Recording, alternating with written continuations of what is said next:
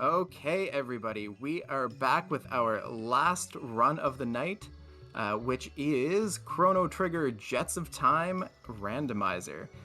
On top of that, we do also have a couple donations to read off here quickly. We have a $10 donation from HeadPie, as well as a $20 donation from One Free Fitz, saying, I love this marathon and I'm excited to watch Aku showcase this really fun mode. Pet that cat and always free Fritz. So, with that being said, I'm going to pass it over to Aku and Cthulhu Crisis and take it away. Hello, Oh, I'm akuheish. Aku. hey, how's it going, everyone? And I'm Cthulhu Crisis, and Aku here is going to be showing off a really cool category in the Jets of Time Chrono Trigger Randomizer. Um, this is the Legacy of Cyrus mode, and we're going to get into what exactly that means in just a minute. But we'll go ahead and get our countdown ready here, and we'll start because there will be a little bit of a slow start and we'll be able to talk about some things. So, Aku, when you are ready, you can go ahead and count it down. All right, 5, 4, 3, 2, 1, go. All right, so right off the bat, you're going to notice we are not starting with our normal party members. In almost all the Jets of Time modes, you're going to start with 2 random characters and then have a couple recruitment opportunities. They can be locked behind quests or key items or time periods, and throughout this run, we're going to be looking for certain key items and characters. So the big things that we're looking for in this category, Legacy of Cyrus, is we need Frog, we need to find Magus and add both of them to our team. We can use any other party member that we want in this category, though some are better than others. And then we also need both parts of the Broken Masamune and the Grand Leon. And so once we have those items, we'll be able to do everything we need to do for this run. And this is a very side questy type of mode where we're getting Frog and Magus to go do the Northern Ruins, Magus's castle, and Ozzy's fort. But we'll kind of get into that a little bit more as we get farther into the run. So Aku is doing a grind fight at the start. This is a really popular start because it gets you a pretty decent amount of tech points. And I messed up part of the fight. Starting with But- Frog was good RNG. Yeah. You don't necessarily want to start with Magus because he doesn't start with any techs, and it takes him like 60 tech points to learn anything. And so you hope you find Magus a little bit later when he might learn techs a little faster.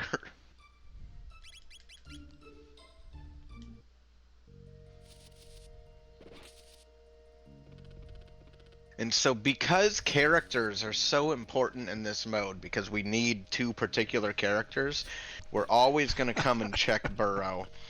And this is the only thing we don't want to see here is a Magus, because that means he's locked behind both broken sword pieces. And that means we might not get him until very late in the run.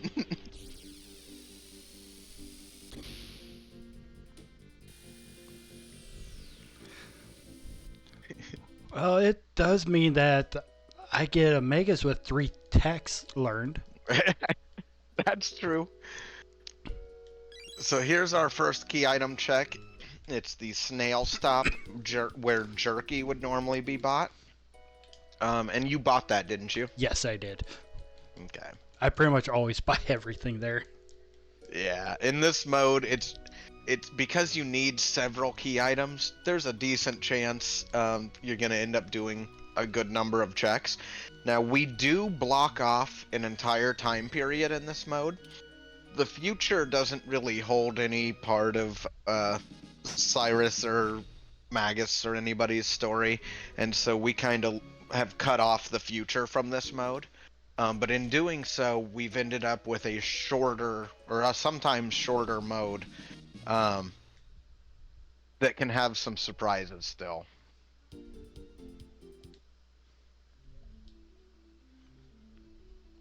So Aku's running around and grabbing some tabs that we know are hidden in different areas, just because they can be so valuable. Yeah, they are very valuable, especially that speed tab. And I got a pendant so I can open sealed chests right away. That's really nice. That is one thing that in normal Jets of Time runs, you would need to get to the future to be able to charge up the pendant. Like, as soon as you get to the future, it charges. In Legacy of Cyrus, because we've cut that off, it's charged as soon as you get it. And so we already got some pretty nice gear from that. That sunshades. Yeah, sunshades are really nice. But these are just a bunch of high tier chests that could be really, really good stuff. And if you get, a couple really nice items from the couple minutes it takes to grab them, it can save you a lot of time down the road.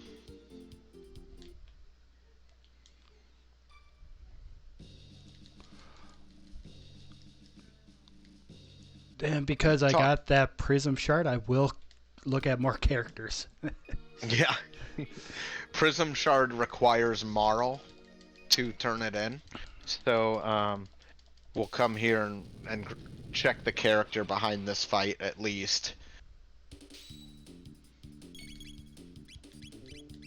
We also have a chance that the desert check could be needed, and for that to be turned in, you have to find a robo.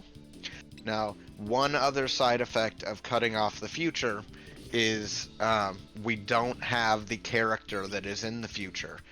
Now, that actually is useful info in this mode, because whoever is in the future also replaces Magus in the Magus Castle boss fight.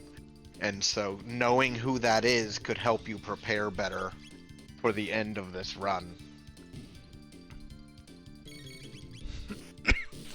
Right now I'm hoping it's Robo, so I don't have to go through that one check, even though it's a fast check for the desert.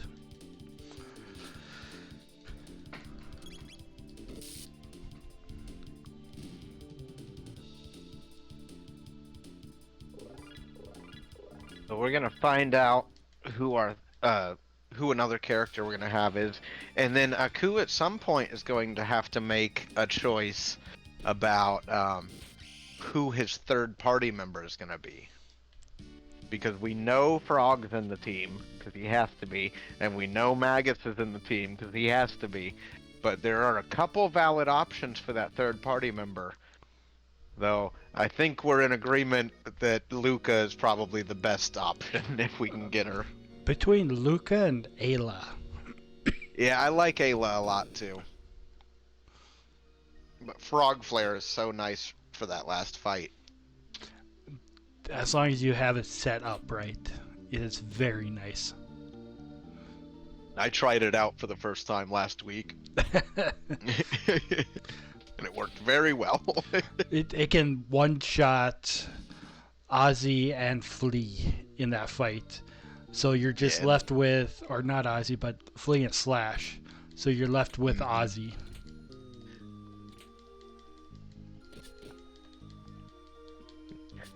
Yes, Cousin Catnip.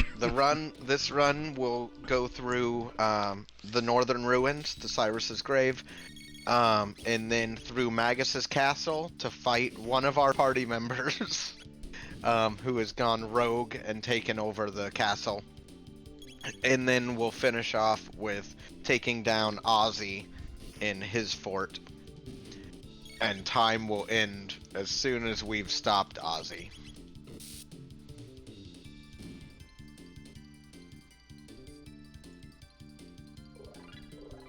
So this room has this big fight, and it seems like we would want to skip this, but there's a bromide in here, and that bromide can be traded in for one of each tab, which is incredibly helpful because it's just free stats for whatever character you want to give them to.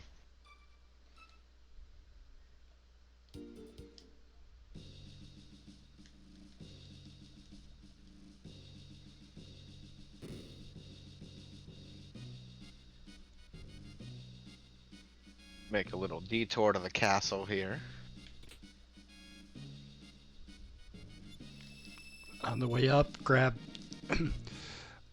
this sealed chest. Coming up to turn in the prism shard.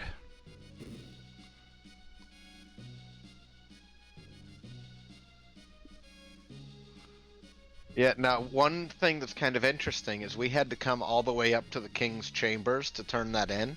That's because we have not done Xenon Bridge. If we did Xenon Bridge, he would be in the throne room. But this is a new change where this check is peekable now. We can check what key item it is before we invest a whole bunch of time into it. As far as the prism shard goes, but it looks like we're gonna set up for the bridge first. Yeah, I'm in this time period, and I saved between the two. And I left the room too early. It's happened to the best of us.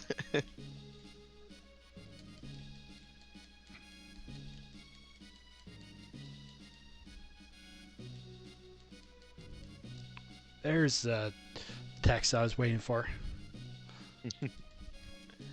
There we go. Now the chef will stop us. And I need that. Okay, so that is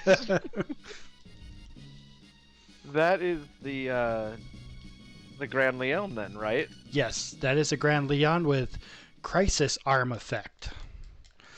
Oh, that's wild. So the Grand Leon is the what we have renamed the Masamune 2 in Jets of Time. We did it for simplicity and just to make it easier to tell what you have because of character limits. And so the really nice thing about it is in this mode we usually run with randomized gear, which means you can roll other gear's effects on gear it wouldn't normally be on. In this case, we have which effect did you say it was? Crisis Arm. Or Crisis. Yeah, so it's Crisis Arm from Robo, which is like a multiplier based off the last digit of your HP. And it can be an insane multiplier. So having that on Frog's best sword that we're gonna get this early in the run, and we need it as like a go mode item, this is a pretty great start.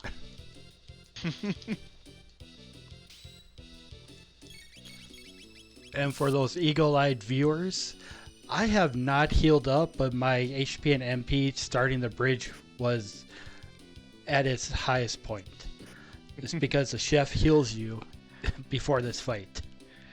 Now, are you going to try to menu glitch to equip the...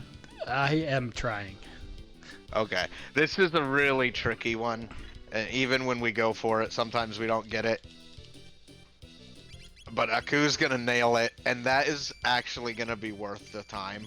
It seems like a lot of time of menuing, but between all the stats he's gaining and that massive boost to Frog's weapon, it's gonna be huge. It's gonna cut like entire combat rounds off of the fight.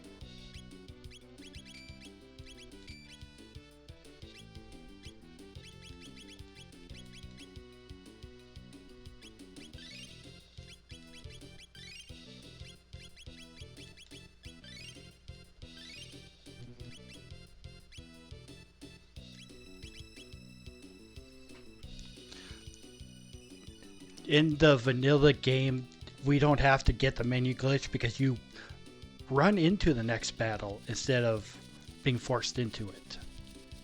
Oh yeah, that's true.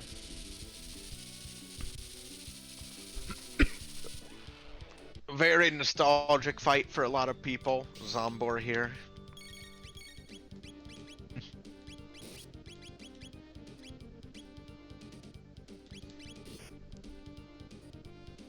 Pretty solid damage for this early. 160. Yeah, this early, that is really good damage. Most of the time when I'm doing Xenon Bridge in one of these runs, I'm probably doing 80 to 100. Yeah, in that ballpark. About what Ayla is doing is the actual normal.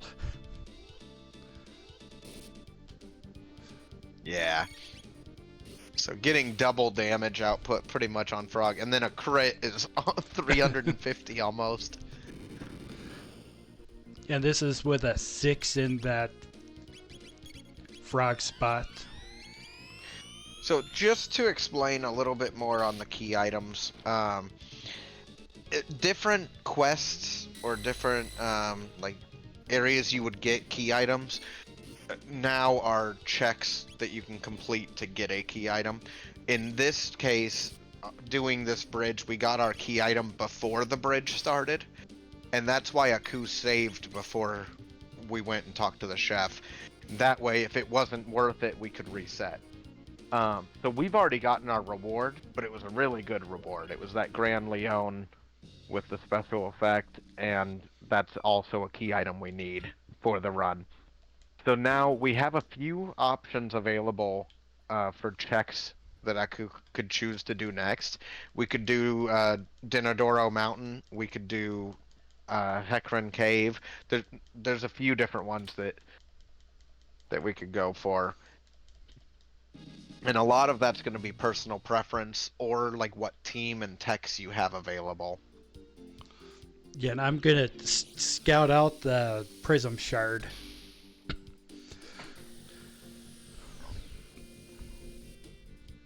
I think that's a really nice play. It is a boss I know I can beat with the Crisis Mune. Like any boss I can beat that doesn't need magic. Mm-hmm.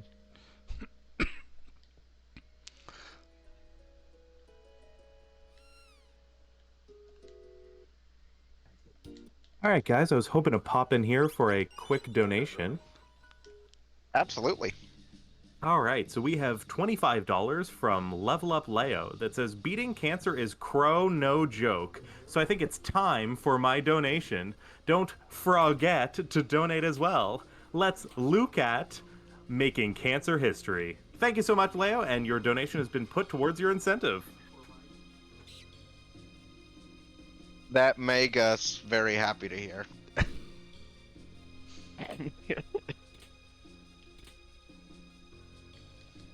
Now, what is a haste helm minus, Aku? It still has a haste effect, but it doesn't have as much defense as it normally would. So probably still worth throwing on somebody. Yes.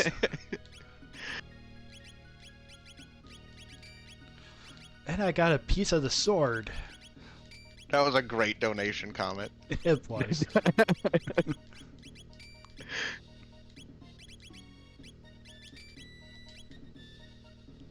Now, what's funny is both of the characters you're using right now are characters that I think are like high tier final team members for LOC.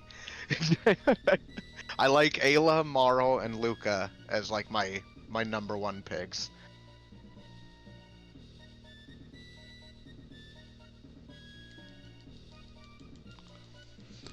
And I was thinking of going through this fight just for that haste helm anyway. But then it gave me the sword piece. So Aku took a little bit of a gamble there because it would have been some time investment if that had been like jerky or something we don't necessarily need to finish. But at the same time, in this mode, depending on certain things that can happen as far as like what character is in the future, sometimes you can get high tier loot instead of a key item in one of these checks. So you're always gambling a little bit when you do these checks because you need very particular key items for this mode. So Aku took a good gamble, and it's paying off so highly because a haste helm alone is amazing.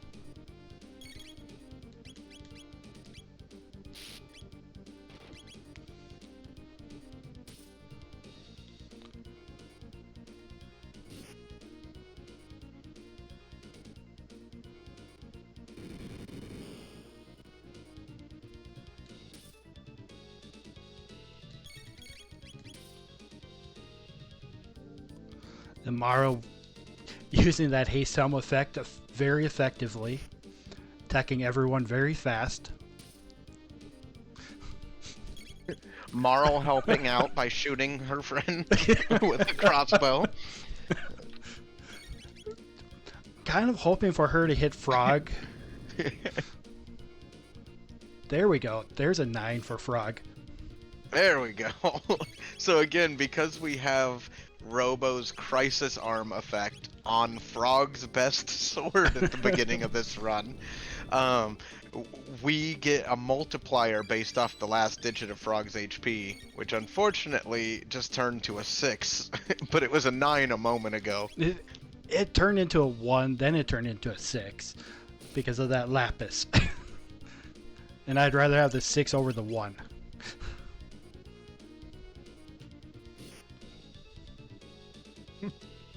Yeah, I would definitely take a 6 over a 1.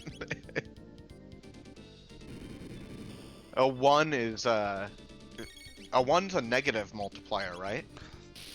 No, a 1 is a 0. One time. Yeah, it's just a one-time multiplier. Still better than 0, which is he'll do 0 damage. Oh.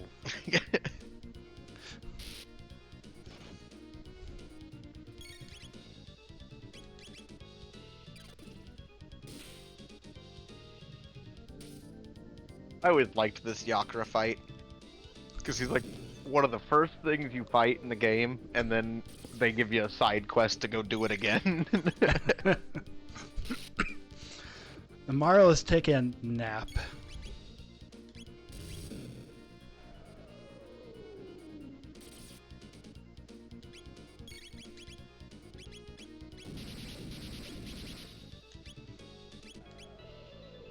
So have you thought about what check you want to take a look at next? Not quite yet. Ooh, First, going I'm trying for the to get finish on Yakra. Yeah, first I gotta get through this fight. Some of these bosses can be punishing. Oh, chaos. Ayla's still trying her hardest. Oh, she's got no other attack target. Oh, that's true. It's strategy.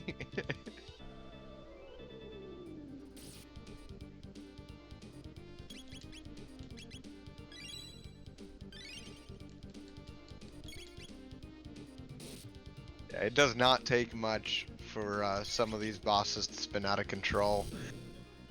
One good AoE from them that you didn't expect, or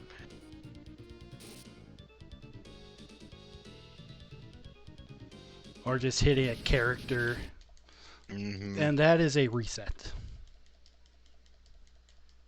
So the question is, are you going to run back in, or are you going to go to do something else first? I'm gonna do something else first.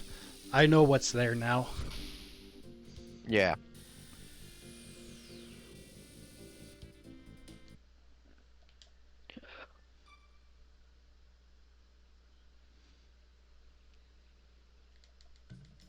Yeah, go back with a little bit more XP, maybe a little bit better gear, some better techs, make a pretty big difference. More of the better techs and levels.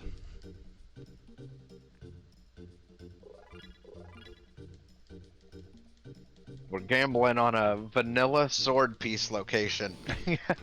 I like it. Well, I got no good magic to get through Hecarim's cave. Yeah. Now this is a really good option because you've got pretty solid single target damage. And that's really what you need for this boss.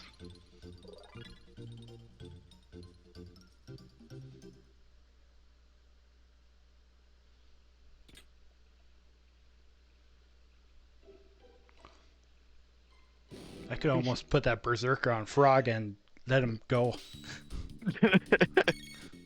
I always like to put it on Magus if I get him at the very start of the run. I get one, I'll just throw it on Magus and let him kill Yakra that way. Because Magus starts with a weapon that's like twice as good as everyone else's.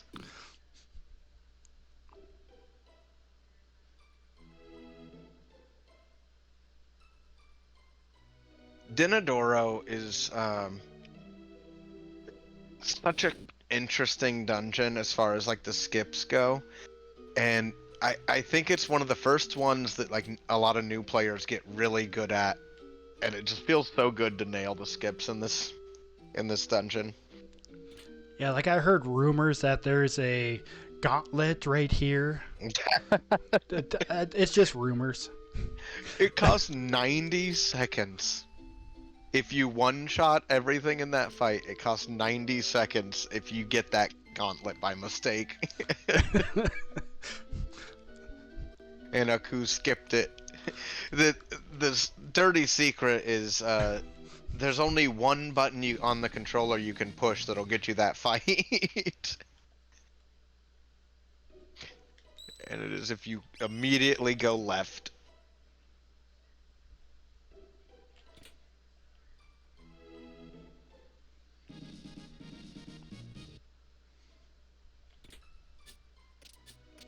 Now, this is a really nice dungeon to gamble on too, because it's not that long. It's got like one tough boss at the end, but if you have a few good techs or some good gear, it's not going to be a problem. It's a key item, and there's a speed tab here, and speed tabs are the most valuable type of tab. Because this is a game where I think maxed out speed is 16. Yeah. Even if you get 3 or 4 extra speed points, it makes a huge difference in a run.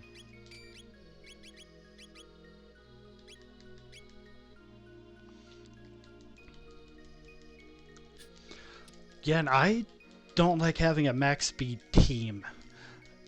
So what I would normally do is leave one person down 2 points. So that way I can have an ATB bar filling up all the time.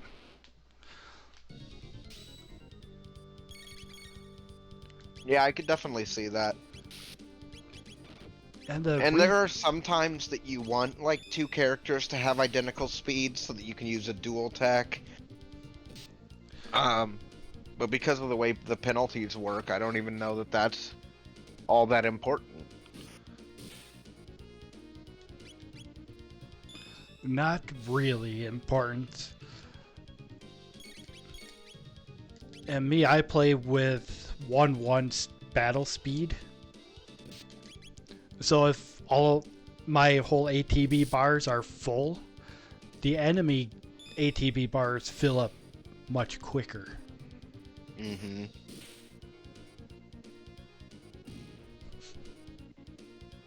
Alright, taking down that fight. Getting a green dream for your trouble. It's an auto res once per battle. And that was a 71 point crit from Frog because his one digit was a 1. Oh no.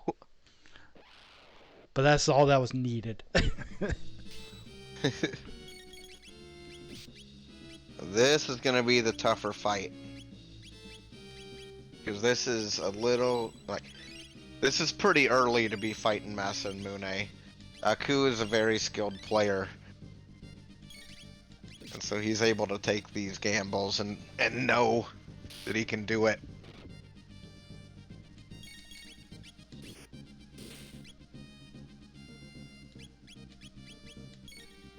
But we're just hitting with all of our strongest techs right now, just however hard we can hit him.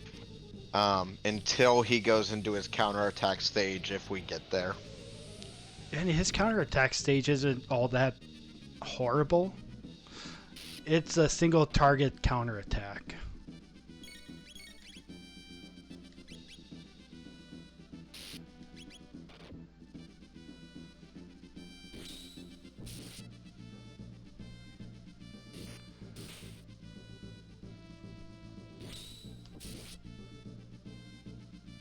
Oh yeah, like Frog's taking almost nothing from it. Yeah. And I'd rather get through the counter get before he does his big hit. Because that big hit is going to hit the whole party. Yeah, and the only thing that can dispel the big hit is if you have Chrono, and I think is it still his first tech? Second tech. Second tech slot. So whatever tech Chrono learned second, if it's a single target.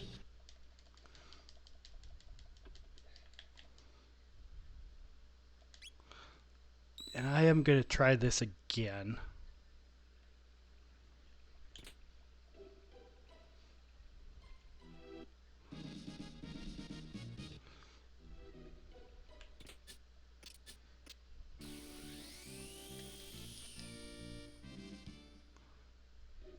Luckily, save point not far away.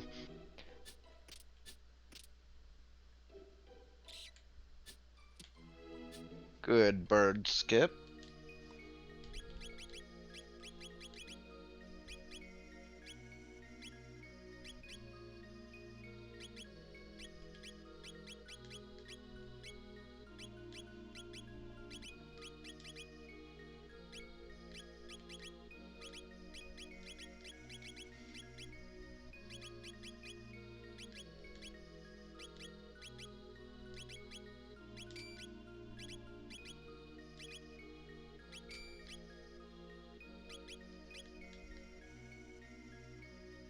Alright, heading back into the Massa and Mune fight here.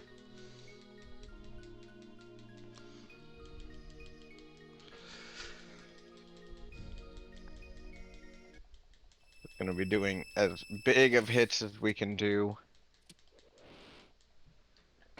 Conserving some tech points. Big hit from Frog. I like Frog's new paint job. Yeah. He's a little bit Looks angry. like a poison dart frog. Or not exactly.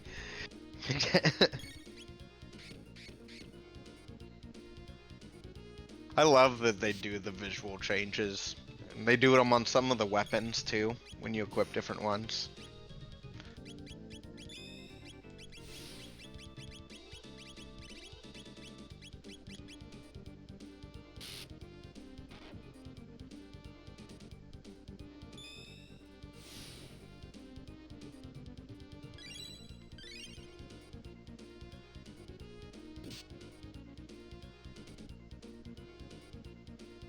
Good, they hit Frog.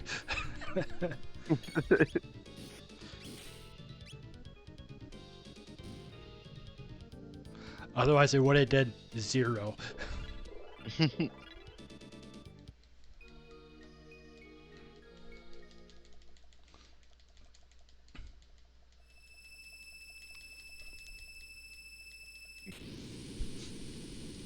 Into Massa Mune, who again is a pretty tough fight.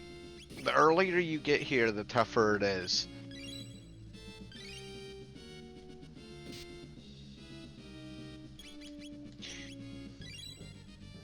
Just hits for so much damage. So does Frog, with a 6 at the end of his health.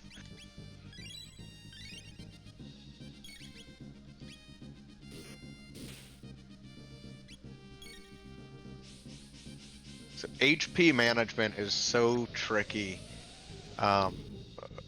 when there's so much RNG involved with it. As far as like how much damage you take.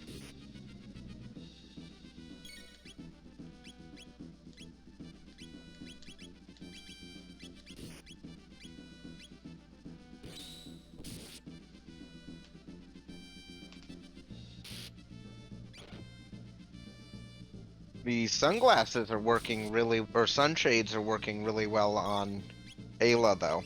Yeah, they Really are. ramped up her damage. And Frog's still doing pretty decent.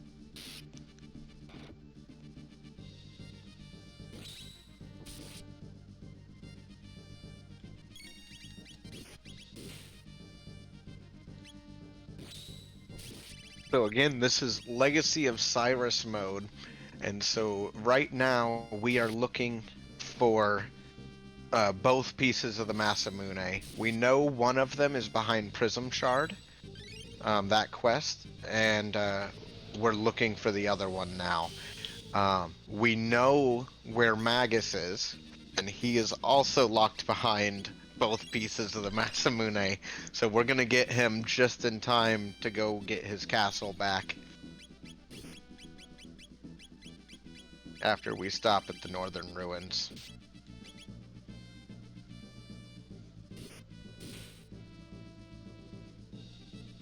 Frog with another big hit. Yeah, and I have no control anymore. No, it's all up to Frog. Come on, Frog. Oh. And Frog doesn't.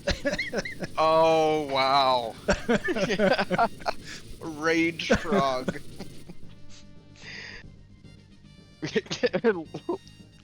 Legacy of Cyrus. Moon Reaver. Oh, Frog was not about to let that go down at GOC. And let's see what we get.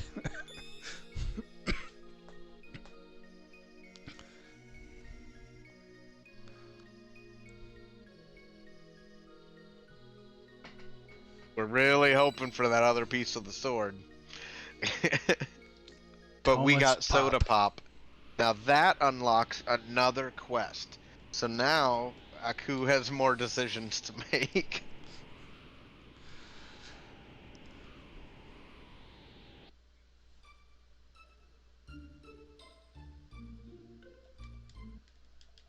Legacy of Cyrus has been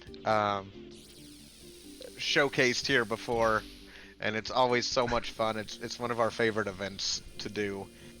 And we always try to bring this mode because it's just such an interesting run to watch.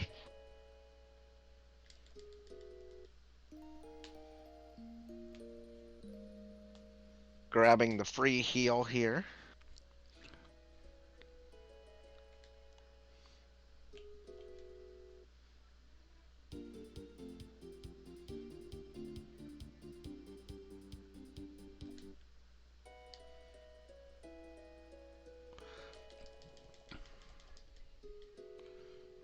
Go ahead and cash in the Thomas Pop. That'll unlock Giant Claw. Yeah, Giant Claw is a really interesting dungeon because it is, there's one encounter at the start that we pretty much run away from, and then we won't have another encounter if it's done right until the boss of the dungeon. And so it's just that one fight, and if you know you can win that fight, it's a pretty quick check. Yeah, it can be really quick. Master, we have a visitor. I thought I turned that off on my stream.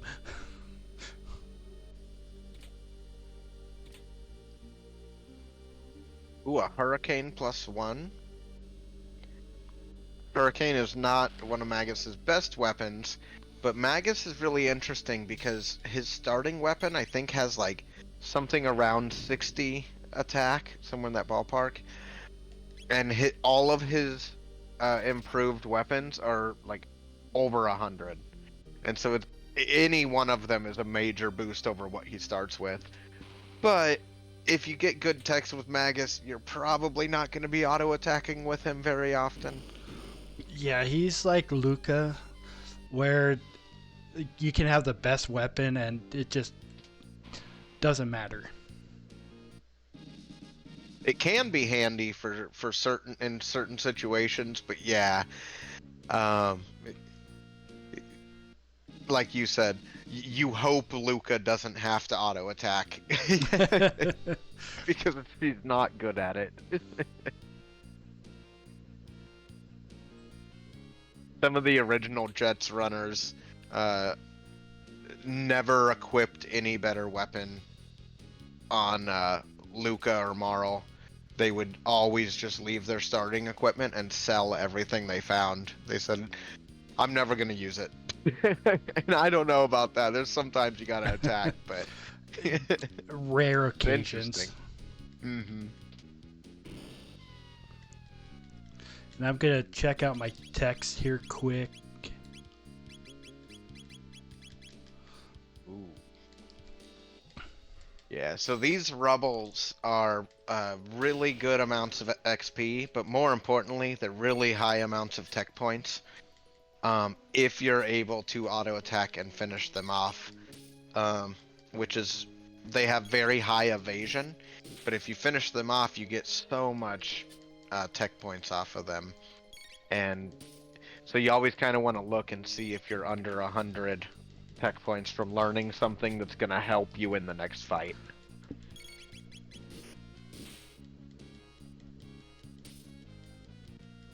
They have somewhere in the ballpark of 500 health.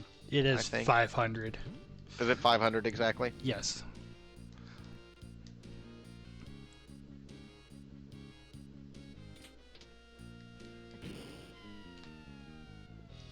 It looks like our hit skill is not super great on these characters yet. It's one of the skills that goes up mostly by level up. And Frog is not at a good hit HP spot to deal with it. No. So it's not worth going for the second one. If there's too much of a risk of just the time going to waste.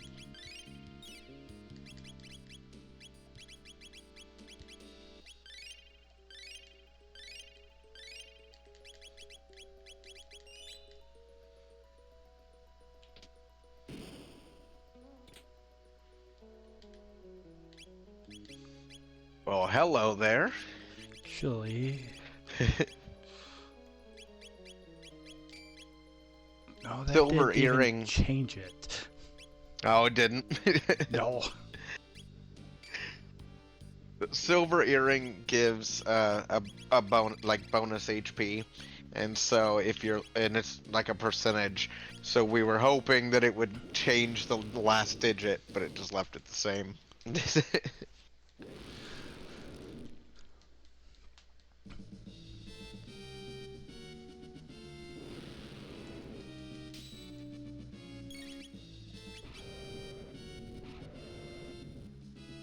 So this is Rust Tyranno, or as we like to call him, Rusty.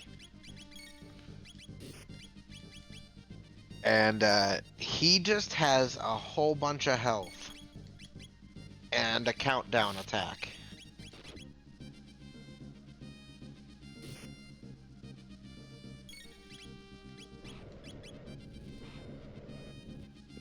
Just dealing as much damage as we can.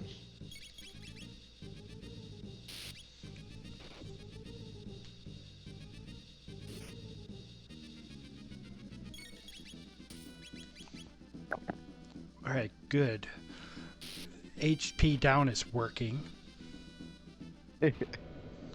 Frog is at 0. Gonna be at 9 here soon. That's not good. No, now he's at 9. But 436. Marl is not being a useful member of the team.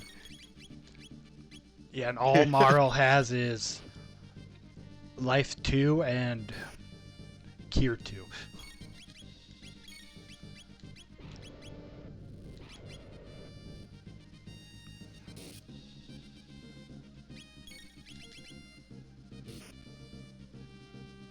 Thanks so much for the raid, Christmas. We are fighting Rust Tyranno right now, and just trying to do as much damage as we can before this.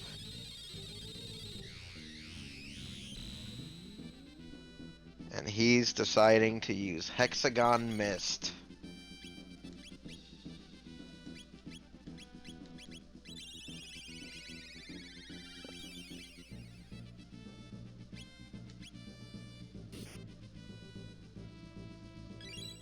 fighting as hard as we can.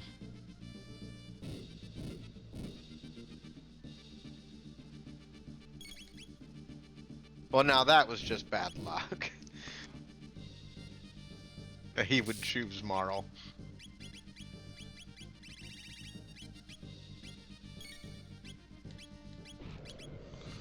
And now all I can do is attack. And hope that frog stays in that high range.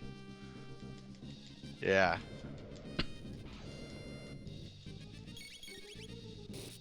Yeah, both the Tyranno boss fights just have huge amounts of HP. Now that's a good hit from Frog there. 900 will do. Couple more of those.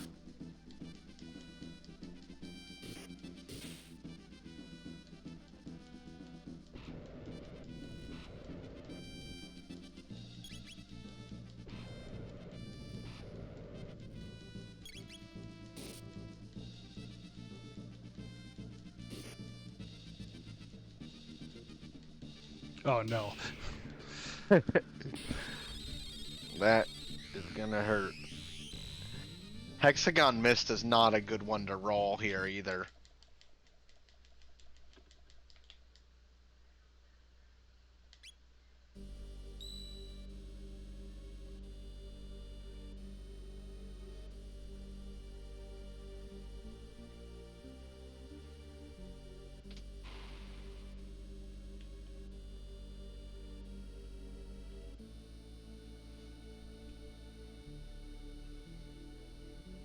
Make a quick detour out.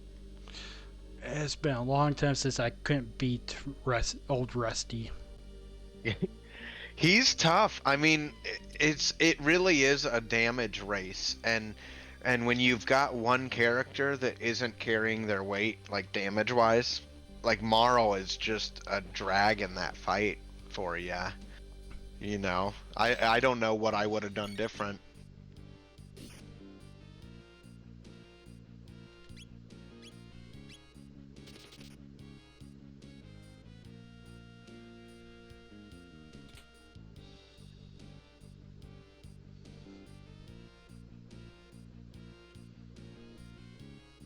What other checks do you have available?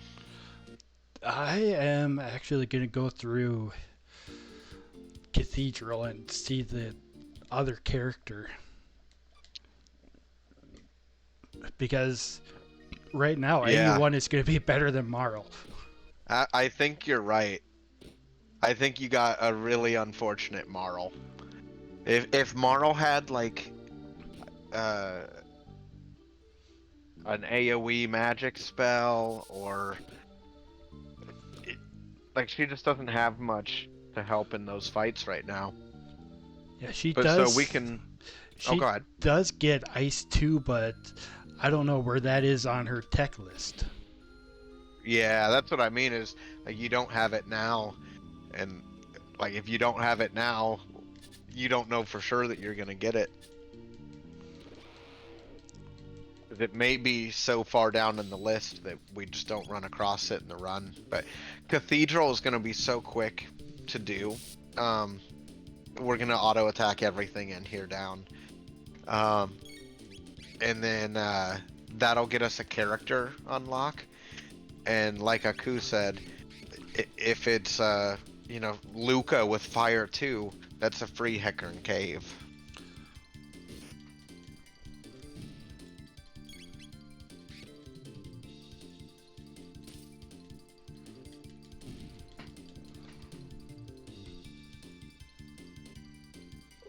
So anybody's going to be a better option than the Marl.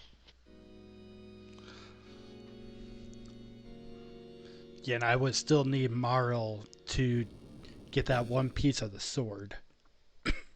But by the time I get that, Frog should be able to almost one-shot Yakra there by himself. Yeah, I think so. Now, will you leave Ayla in for that fight, or will you swap? Oh, I guess you don't have your. You don't have. I don't know who. Is or you next. don't know who you'll have then. Yeah.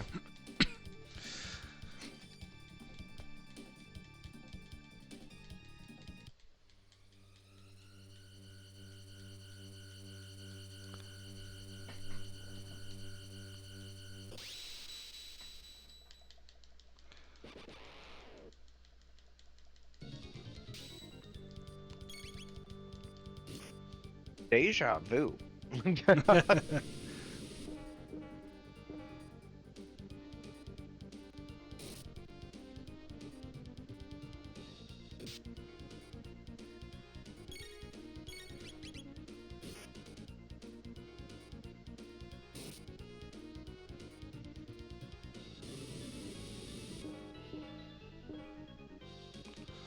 That frog taking a big old 0 points of damage.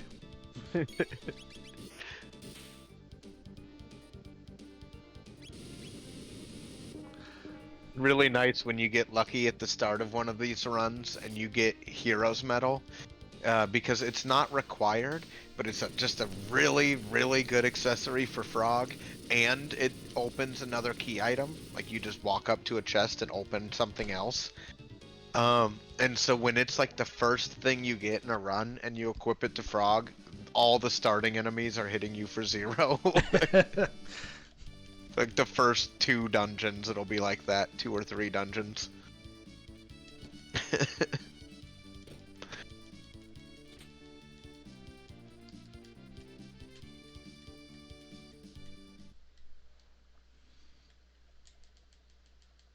Alright, so we get a character unlock in Guardia Castle. Now, we talked really early at the start of this run, we talked about why you might not want to get Magus at the very beginning, because he just takes a lot of tech points. One of the benefits of getting Magus in a spot like this, or getting any character in a spot like this, is they start with techs unlocked.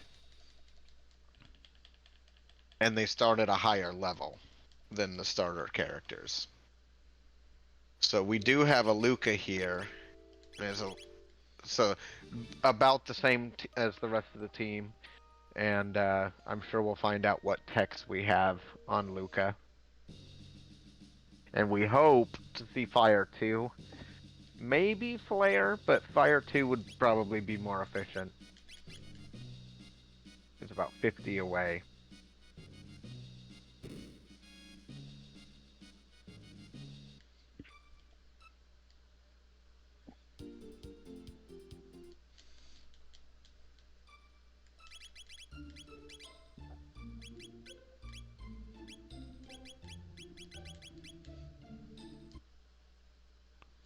But you do have Fire 1.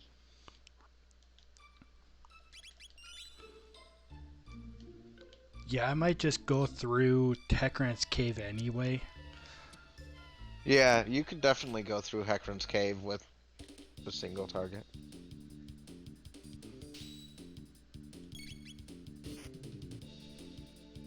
Boss is gonna be rough.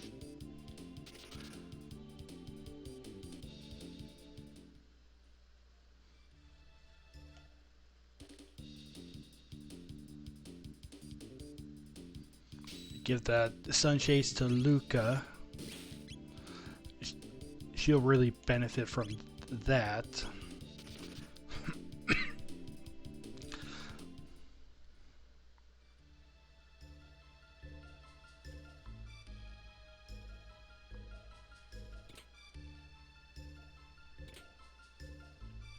So we don't have access to prehistory. So there's a character there. So we don't know who's stuck in the future.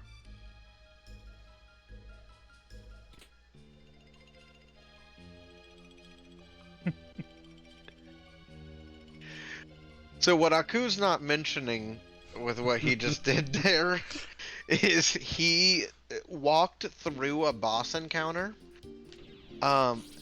grabbed that last chest, and then snuck out. And it's an encounter skip that if you mess up at all, you get a boss fight there that Aku is not prepared to win.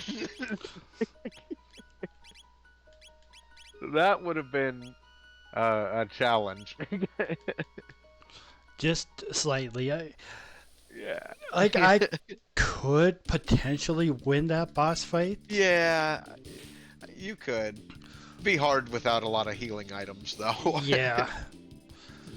Something else we're not mentioning is my lack of shopping.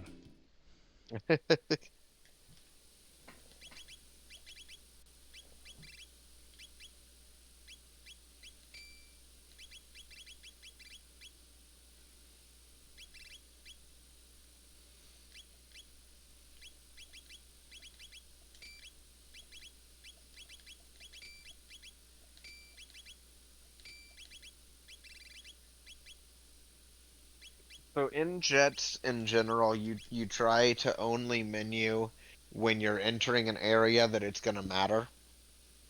You only want to menu and switch gear, like if you're walking into a new type of enemy or you're walking into a boss that you need to be prepared for. And other than that, like one of the best habits you can try to get is when you find a really high tier loot, not equipping it immediately. Like, if you find a good sword for Frog, you can equip it before it matters, but you may not have to equip it right then. You might find something else in the next chest or something like that.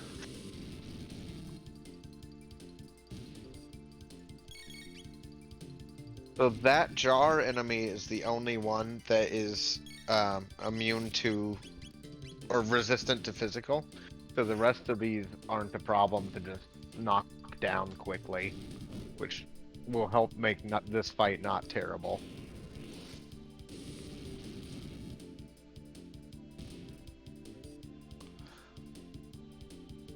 And 25 tech points is pretty good when we needed 50 to get fire 2. Yeah, the And next fight. No, I won't get it this fight. There'll be the fight after this. I'll get fire 2. Yeah, then you'll have a chance, I think, to take another and get water 2, right? Yes. That'll be super nice. It's gonna be such a power spike. 2 solid, like, screen clearing AoEs.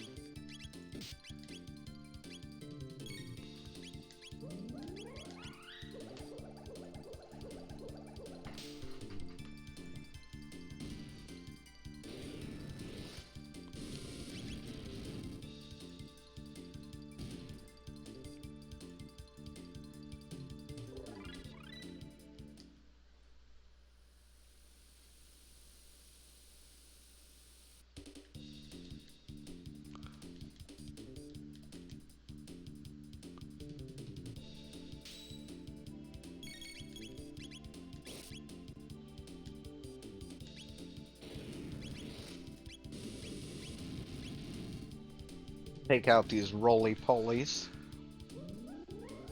Get some more tech points and XP. And then once we're through Hecarim,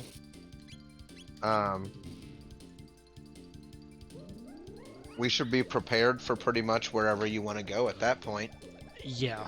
Yeah, Luca is the main thing to progress. Mm-hmm. There it is, fire 2.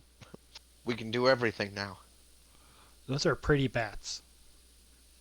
Actually, I do Great want this bat fight. skip. Yep. Take out this morphing jar here.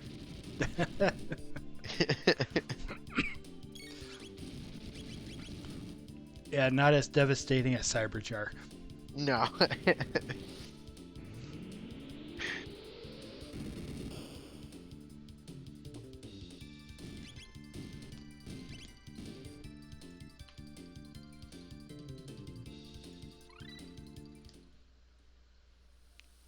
And there's water 2. And because we have the pendant, we get a wonder sword. And an an elixir. Now, is a wonder sword for Chrono? Yes. That would be Chrono. Isn't there a rule of thumb for like which one of them uses blade and one of them uses sword or something in general? Somebody tried to tell me something like that once. Like all of Chrono's swords kind of follow a certain naming scheme. Like that is entirely possible because Chrono uses katanas, And Frog uses more blades like.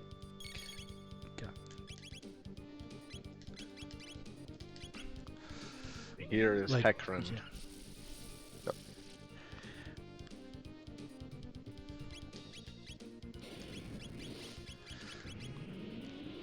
And Ayla can't really do much in this fight. No, unfortunately, even Dino Tail is physical damage.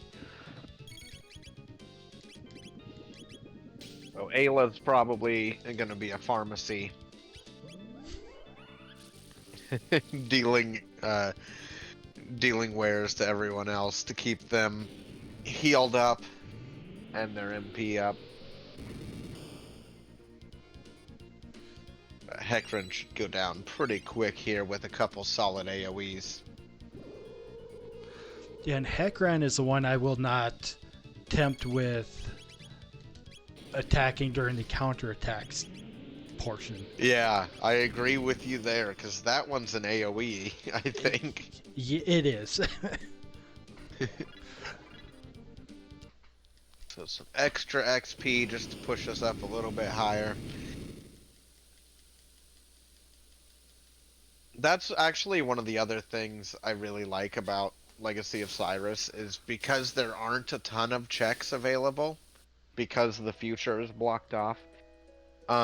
Once you've done a couple dungeons worth of XP and tech points, and you have a few solid team members, you can pretty much go anywhere, and I like that freedom. Just how many options you have in a typical run.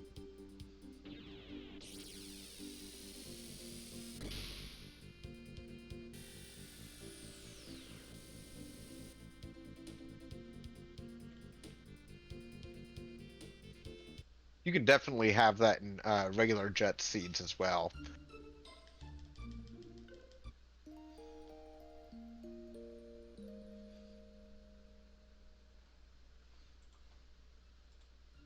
So inns are a lot cheaper than shelters.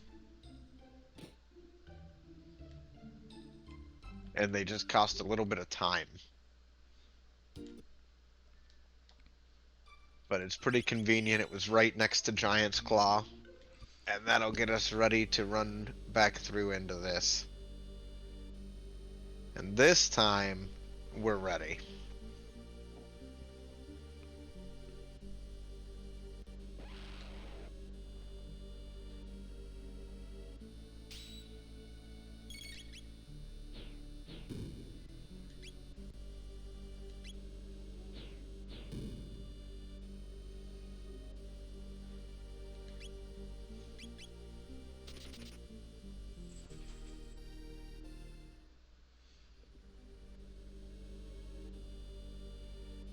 I actually really like the design of this dungeon. Just like the idea that it's Tyranno Lair buried, and you kind of run through it in reverse. I don't know, I just think that's cool. It is a really good concept. I like it too. Get to go through a dungeon you had an epic battle in and go through it again. Yeah, and pretty much everywhere in the other dungeon that you made a choice, you need to make the other choice here. Like this room, it's the opposite choice. I'm gonna grab this rubble. We probably have the hit for it now. I'm hoping so. Come on, Luca. I don't know what Luca's weapon is. Oh, it's okay. It's a decent weapon.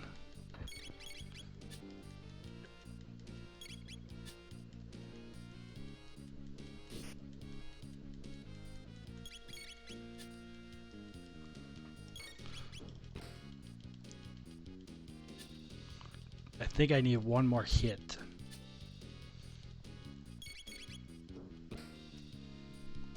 Yep. 50 tech points. Oh, and we got tech doubling. That's great. So what happened there is Luca learned 2 techs because when she gained 50 tech points, that taught her a tech. somewhere in that. And so instead of the game like removing that from what she gained, it just gives it again. So Luca was able to get about double XP. It doesn't work out to exactly double, but we got extra tech points there. And we learned 2 techs because of it.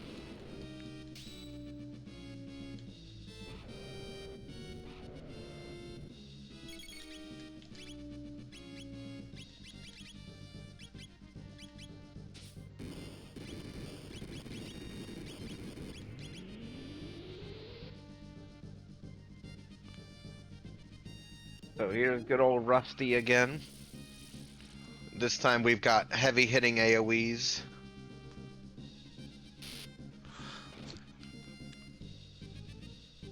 Frog is not relegated to only using his sword. No.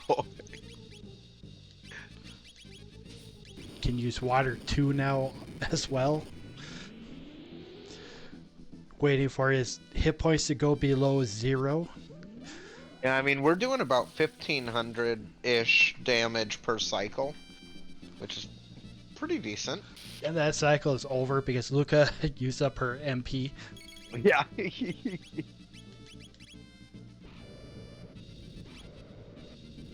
Well, that'll happen.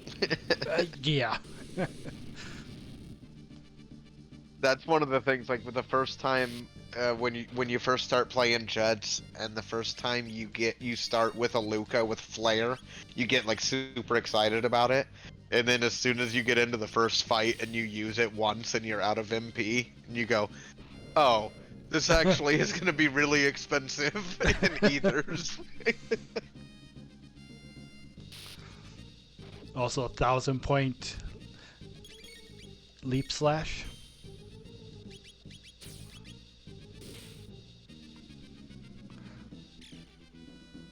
That is Frog's strongest sword with an 8. That was a 9 for that 1,000. Oh, that's awesome. So a 9 with the strongest sword and the strongest physical tech Frog has. 8 is about right up there anyway. I don't think Rusty's gonna do a whole lot more after this. He's gonna get his ultimate off and then probably go down shortly after.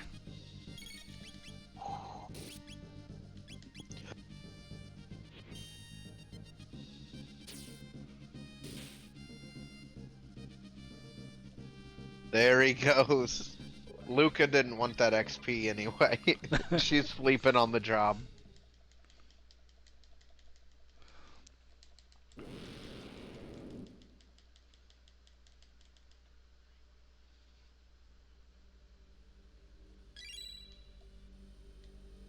Okay, it's a gate key. That opens up another check and another character. Which opens up a few different ways this seed could decide to be rude to us, actually. Yeah. For example, up until now, we've assumed the desert was not going to be in play. But if the character in prehistory is Robo, the desert's in play now. And I did get a dark helm as a key item check already. So more than likely this is Robo.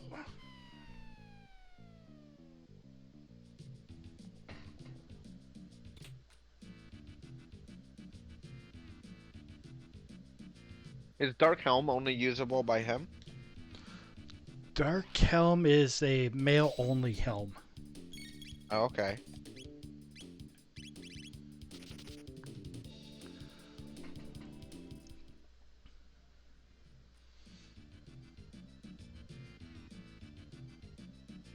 Luckily, with a couple skips, Dactyl Nest is actually pretty quick to check if we decide to do it.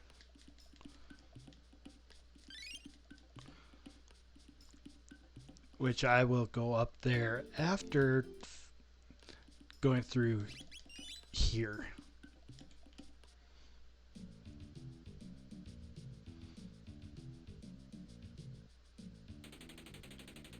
Nice quick dig. Yeah, it sure was. So there's a lot of RNG involved with how these guys dig and where they dig.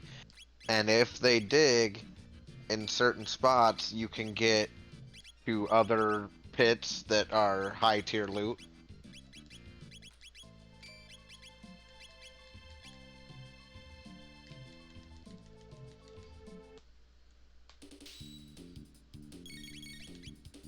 And so Aku got pretty lucky there.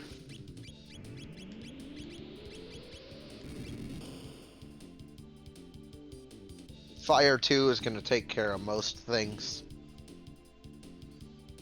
This boss, typically for Nizbol, you would want to have electricity.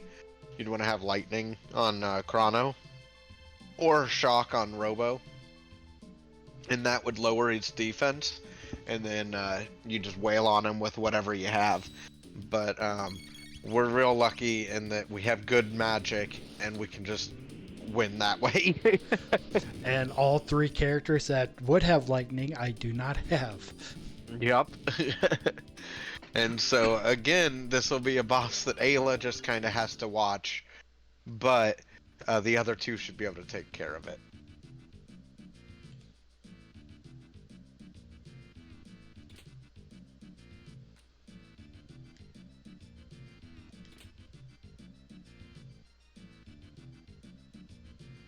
You never want to get into these fights because these guys are terrible. They're fast and they hit hard. Yeah. And then I always thought these Megasaurs were hilarious looking.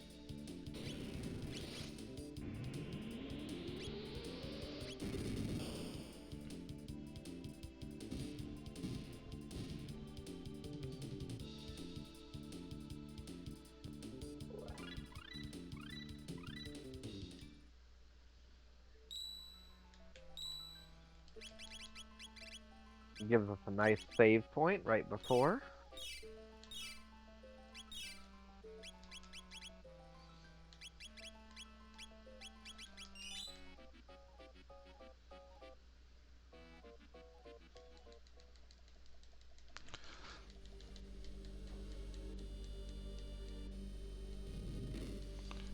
And this brings us to our boy Nizbol.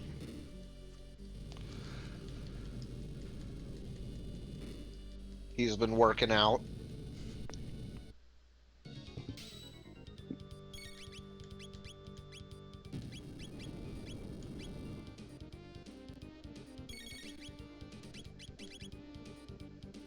So we're just going to be hitting with the biggest like magic damage we have.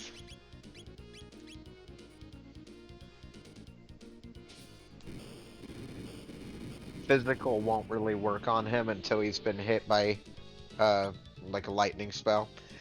And since we don't have access to that, and we don't have Tailspin for Ayla, gonna have to focus on Frog and Luca. Water 2 and Mega Bomb.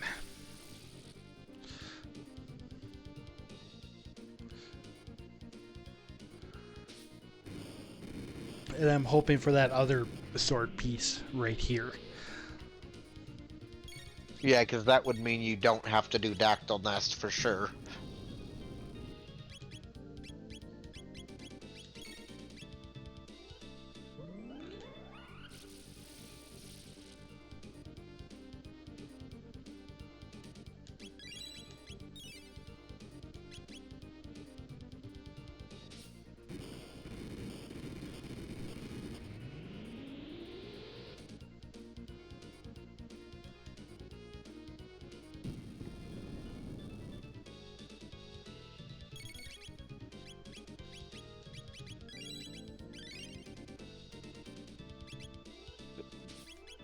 Luca cutting it close with her HP there.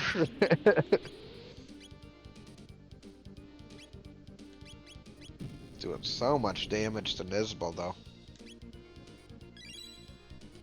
Ayla holding on.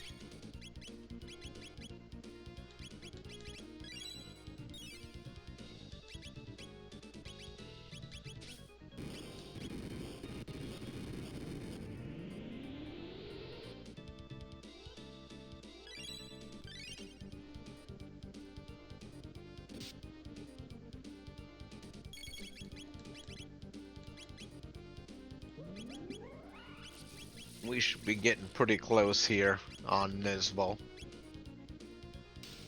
Yeah, right there. There he goes.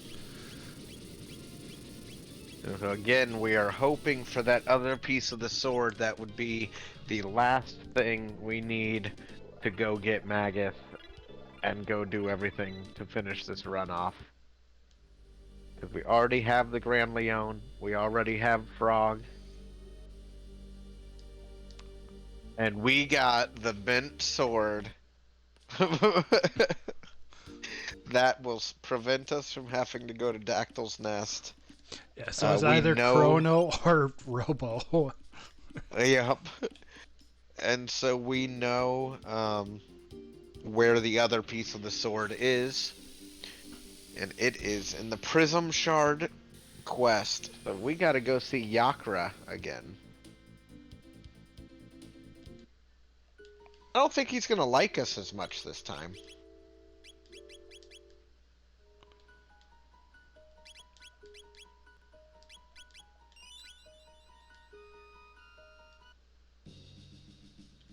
The Yakra is interesting because they use chaos immediately. They try to chaos your team, and they go for the party member with the lowest HP.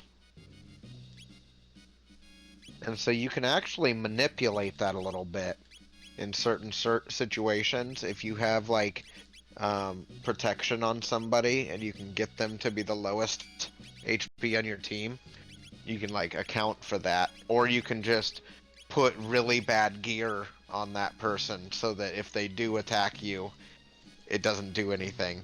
I did one time see Moon Blizzard lose a really fast run because he had a stop weapon equipped on Marl, and she got chaosed in this fight, and she hit his other party members with stop. And he had to just sit and watch as Yakra destroyed his, like, new PB it was gonna be or something. It was hilarious.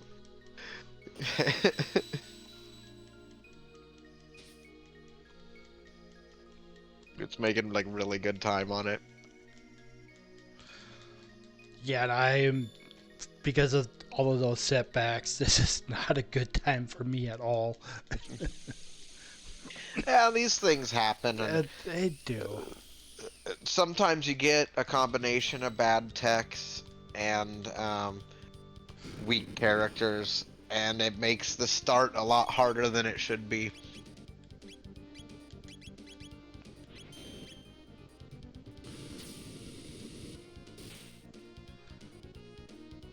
That's a solid hit.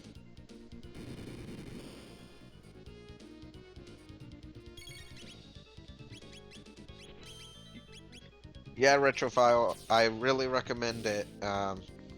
Jets of Time is a great community. We all try to help teach each other new stuff and get everybody up to speed. And we actually have a tournament for Legacy of Cyrus coming up very soon. And so signups are up for that now. And, you know, with good practice and some help, you could be up and running in time. There's a lot to learn, but it's a lot of fun too. And competition will make you better too.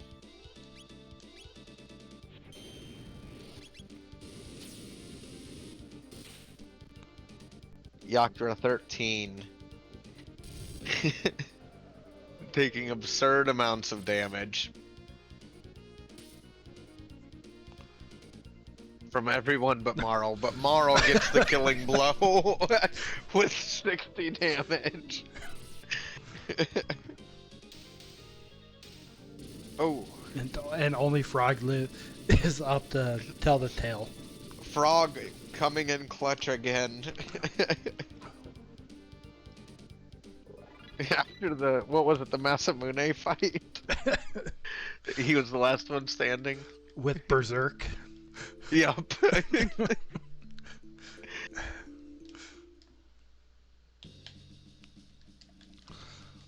But now we gotta go back to the basement and get the sword piece. Oh yeah, and the haste helm, right? Yes.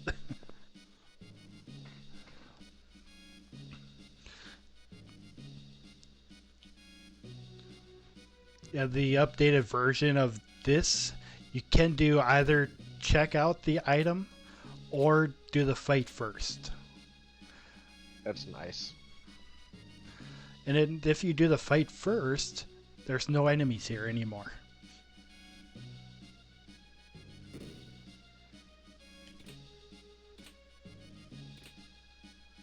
There's our haste helm. And that lapis.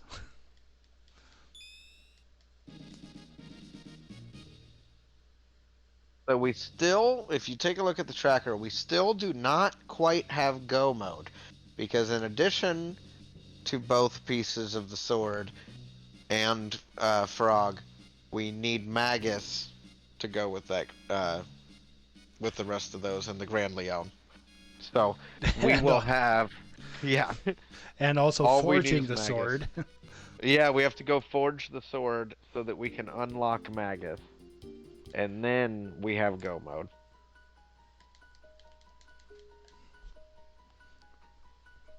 So to forge the sword, you do not need Dreamstone. What you need is both pieces. Melchior already has Dreamstone. He's been holding out on you every time you've played Chrono Trigger in the past. And so you don't need that. You just need both sword pieces in this.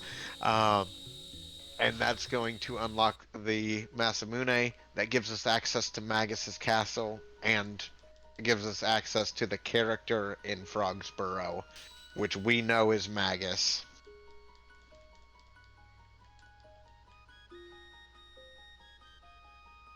Melchior is also a shop, if you ever need anything. Reforging the sword unlocks something here at Tavern.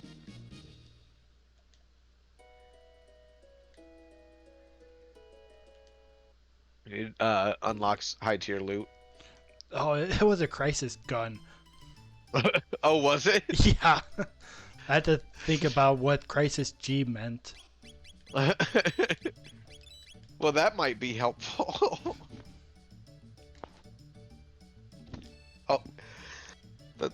Oh, that's funny.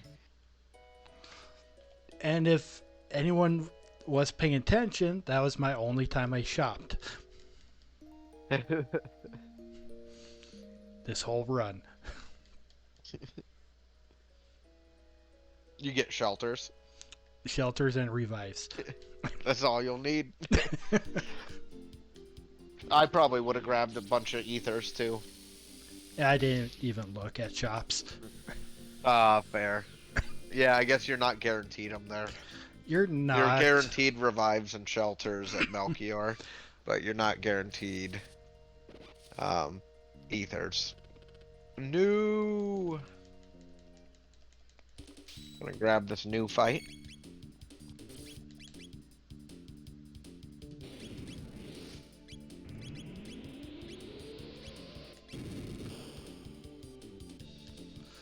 Just because the new usually drops really good gear. Yeah. And I think pretty good XP and tech points. Yeah, pretty solid. Double cure. There we go. To never be used. No. Magus, here's your sword. The sword that killed you. Will you help us go take your house back?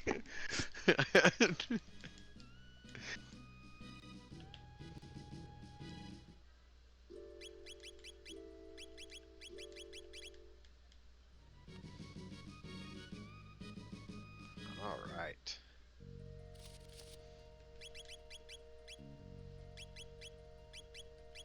So now if you take a look at our tracker, the top left corner, you'll see we are in go mode. We have the Grand Leon, we have both pieces of the Masamune, and we have Magus and Frog. So now there's a couple things we've got to do to finish out this run.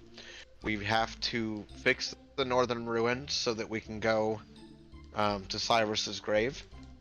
We need to complete Magus's castle and fight our ally who is there. And we need to go complete Ozzy's fort after that. And time will be after we defeat Ozzy for the last time. So we are in go mode, and these are the last few dungeons we'll be doing for this run.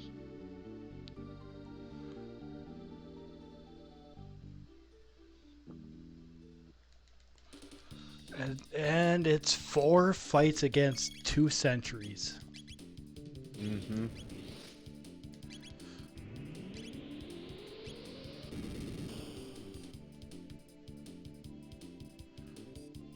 Magus is gonna go to sleep. And someone else. Oh yeah, I got that on Frog. We used to have to worry about a 4 enemy fight, and it wasn't super likely, but man, it happened a lot more often than it should have. Where each one of these enemies has, I think, a 50% chance to use a counterattack, and then a 50% chance, if they do, of it being Grudge. Yeah, it's Grudge yeah. or MP Buster. Yep.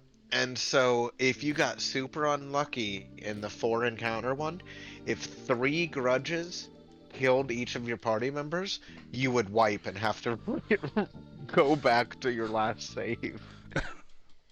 And it shouldn't have been very likely, but it happened all the time. You must have gotten really unlucky. It happened to me I did. like twice. That sounds right. Yeah, so with just 2 of those sentries, this is more free. Yeah. And the nice thing is doing this not only is a cool, like, a story moment for the run, but it's also a stat bonus for Frog. He gained 10 power and 2 speed, which is pretty great for a character that I think starts with 12 speed, or like pretty high speed. Yeah, he for Frog. He does start high-ish with speed. He's not as fast as Chrono, but he's pretty fast. And +2 is a pretty big boost for him.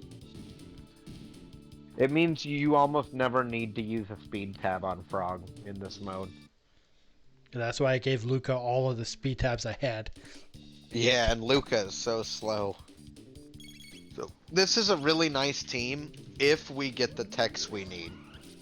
It's a solid team no matter what, but if we get the components that make up Frog Flare, it can make the final dungeon of this run a cakewalk. They really wanted Frog down. Yeah.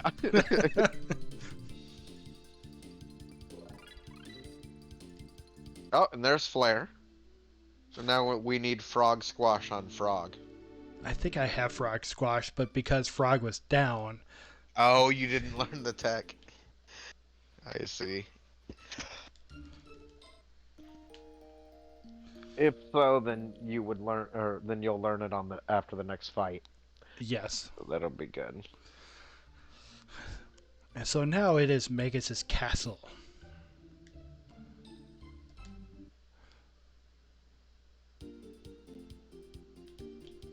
Magus's castle is a pretty interesting dungeon because there's a big difference in time between a well-executed Magus's castle and a poorly executed Magus castle. Even if you one-shot everything there's a lot of time to be gained or lost in that dungeon. And so one of the things I like about this mode is it gives you a really good practice for when you do run into this go mode in the other modes. You'll be very practiced at Magus Castle.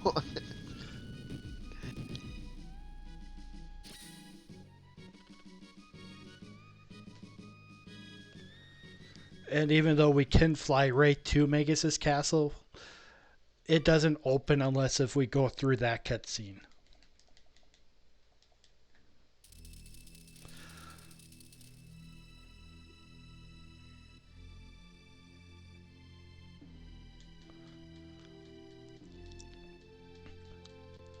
And we took out having to go to the general's rooms on either side. So that's about a minute time save right there already. Yeah, there have been a few optimizations made, um, like quality of life changes to just get everything flowing right for some of these categories, and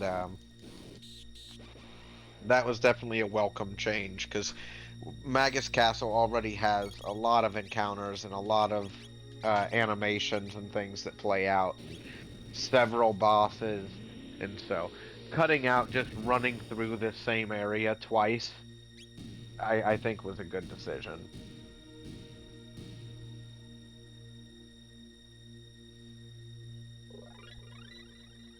And there's And Frog there, Flare. yep, there's Frog Flare. So I hope you guys like Frog Flare, because I think you're gonna see a lot of it. Maybe. Gonna probably see it at least once.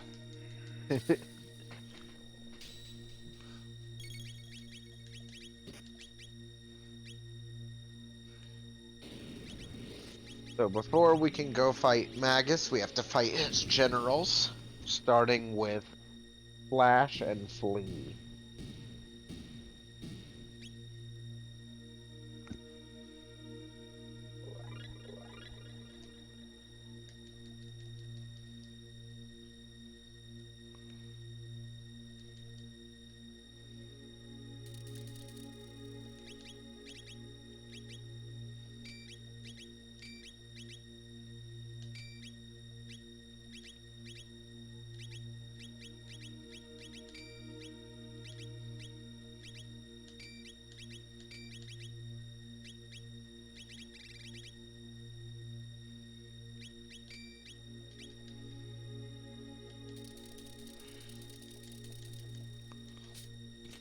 And I equipped a rock on Magus for the barrier and shield effect. Yeah, so even though the rock isn't going to be useful for unlocking a triple tech, because it's tech or gear rando, um, we got a rock with a special effect on it, and so that made it worth equipping just for the defensive bonus.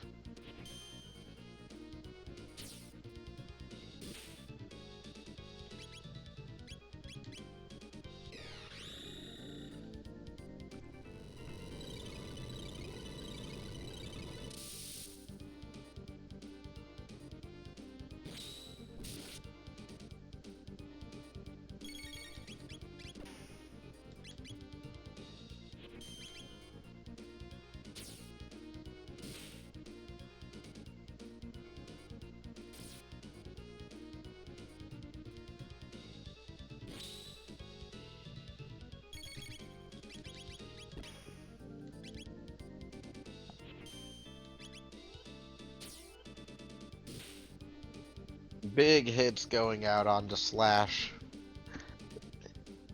Finishing him off, getting us a flea vest.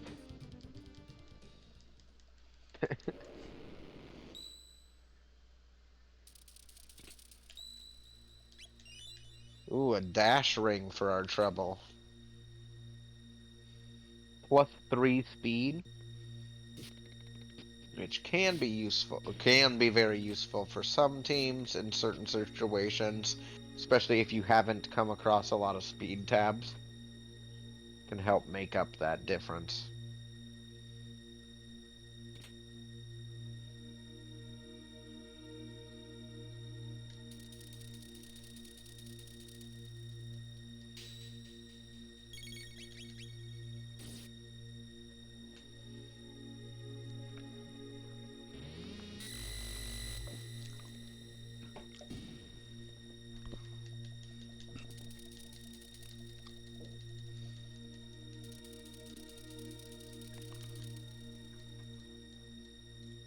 Now we head into the real flea fight.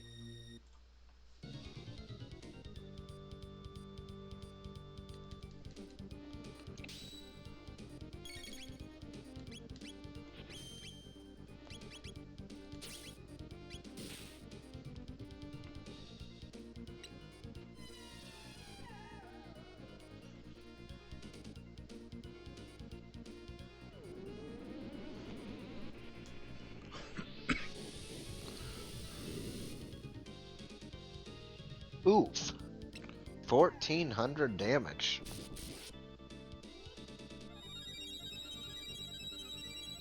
Oh, and a nice green dream revived by Frog.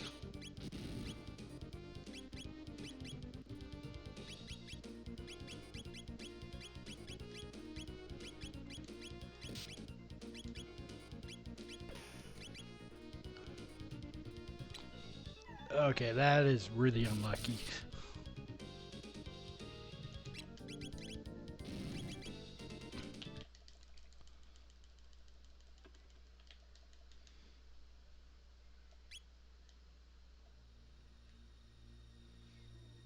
Yeah, that particular counterattack is a doozy. And I think they'll continue using it until you're down a party member, right? It's a 50% chance that it will happen. And it only happens at 50% of Flea's life. Okay. So Flea was going down, almost out.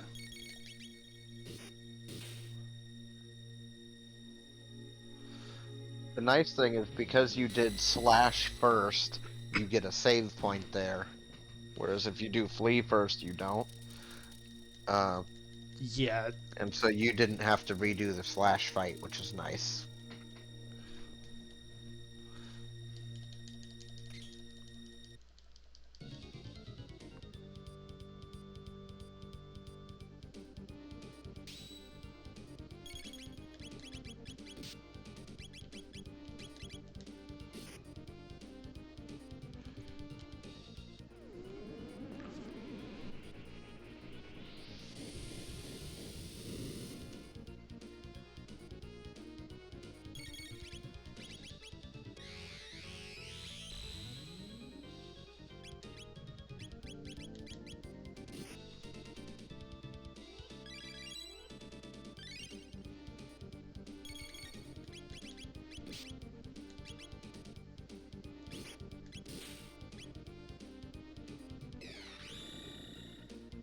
Hitting with all the heaviest techs we have here.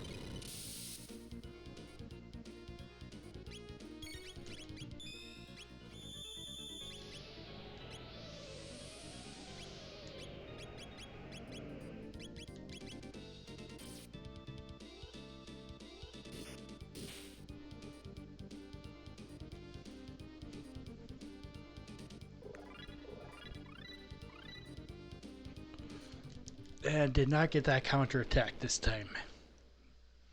Perfect. Get a magic tab for our troubles. And defeating those two generals unlocks progression through the rest of Magus's castle here.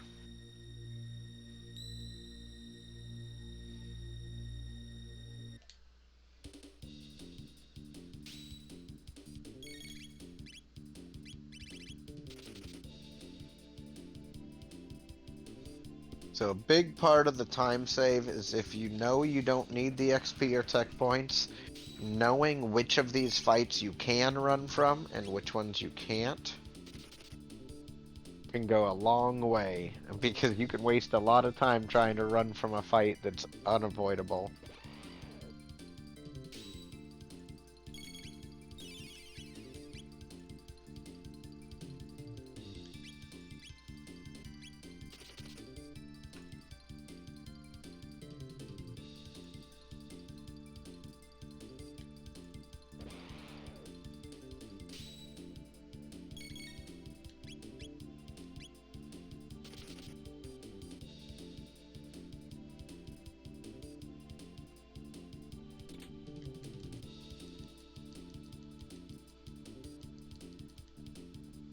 That moon armor is gonna help out.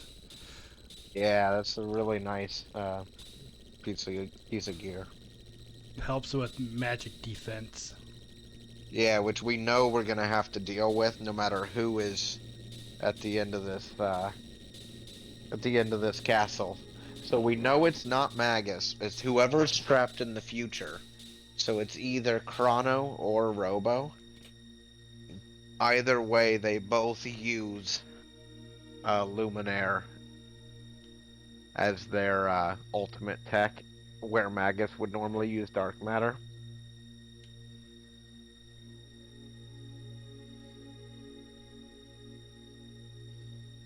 But no matter who it is, if it's not Ayla, it's gonna be magic damage. In a perfect pit room. That room has a whole bunch of hidden pits, and it is quite a challenge to get consistently good at running through that room.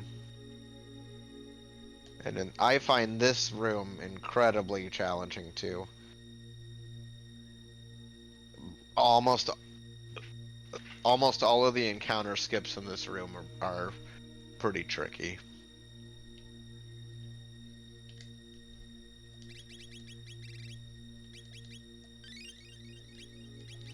Well, Power Mill did not do what I wanted it to do. Power Meal is a random HP or MP or both. I was hoping for MP of some sort.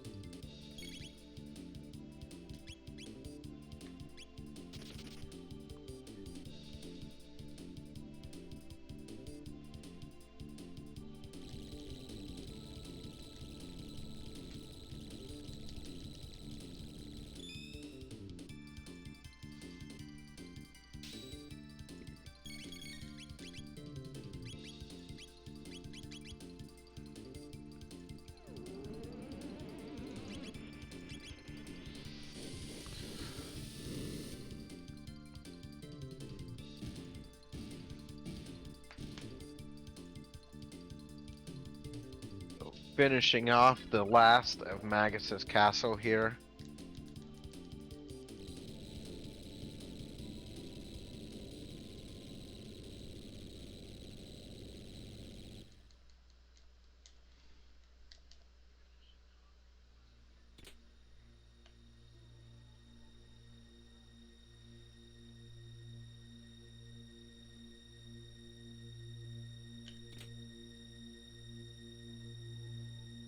Alright, so we make it to the Aussie fight here. So we run through this Aussie fight. That'll give us our save point before Magus.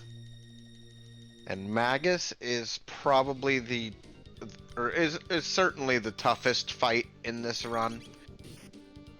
You're usually leveling everybody to make sure that you can get through Magus. The trio fight with Ozzy, Slash, and Flea is also something that you want to focus on. But there's a few strategies that work really well for it, and a few, as long as you can get a pretty decent party configuration, you won't have trouble there if you can get through Magus. Yeah, the only times I struggle with the Aussie fight is when I'm trying to do something I shouldn't be doing. Yeah. Or if you misclick. Yeah.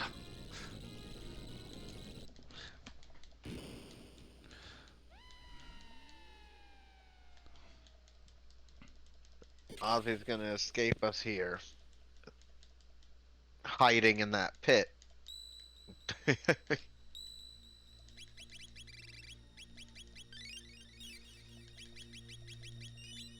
Gets us our save point.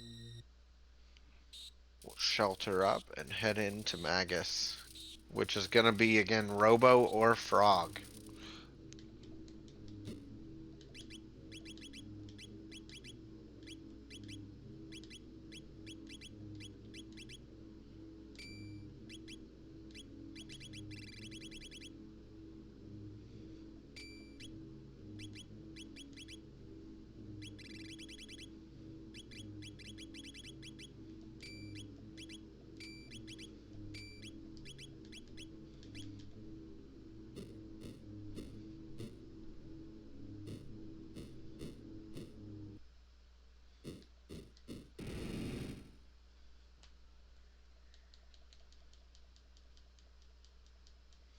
And it is Robo.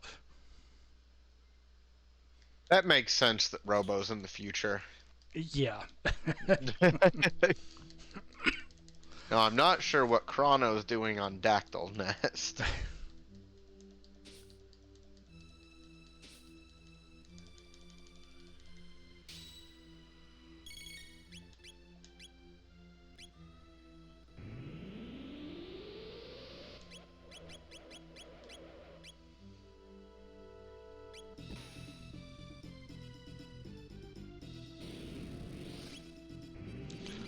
Okay, Robo chose poorly.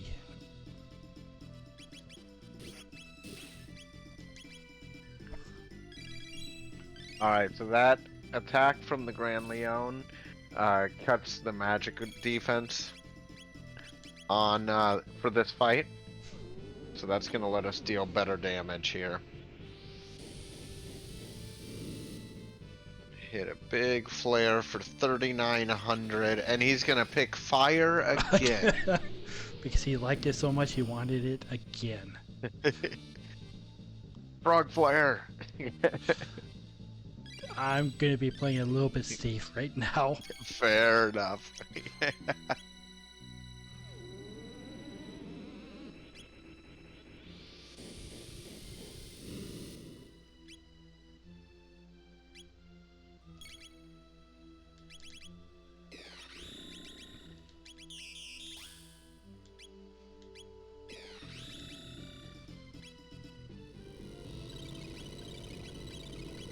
So whatever whatever spell Robo was using is what barrier they have. And you can change that by hitting with that spell or by attacking physically to change the barrier to something that you do have. And then once you get to 50% health in this fight, once you get the boss to 50% health, they start charging up like their ultimate attack, and then they don't use like the barriers anymore. So just hitting as hard as you can with the strongest text you have. And here comes Luminaire.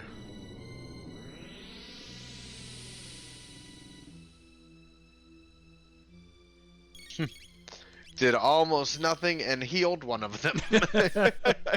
That's pretty good. And that is that fight. So we have made it through Magus's castle.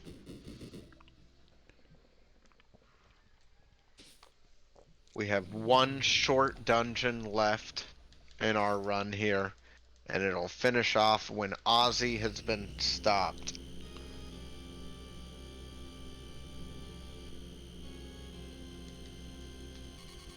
So just a few more minutes on this run.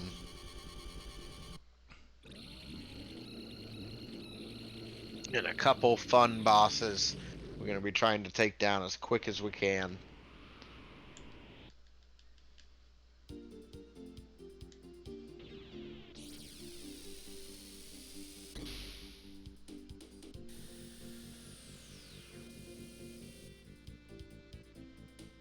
We finish out by stopping Ozzy and his generals at Ozzy's fort here.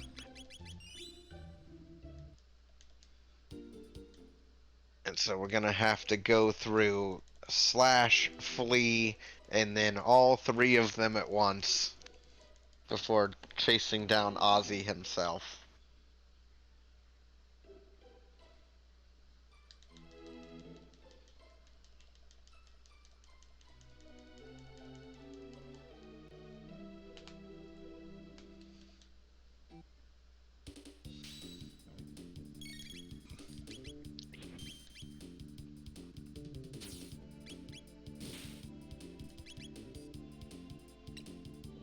Each of these individual bosses having about 2,500 HP or so.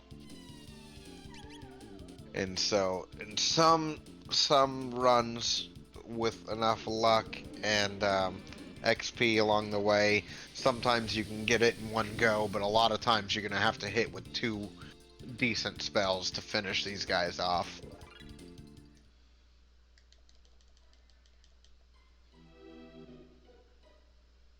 Silver Stud. Yeah. Drop towards the end. That cuts MP costs in half. Would have been pretty nice when we didn't have ethers. I still don't have ethers. Yeah. I'm gonna go in, take out slash, save, and then attempt to do frog flare. Yeah.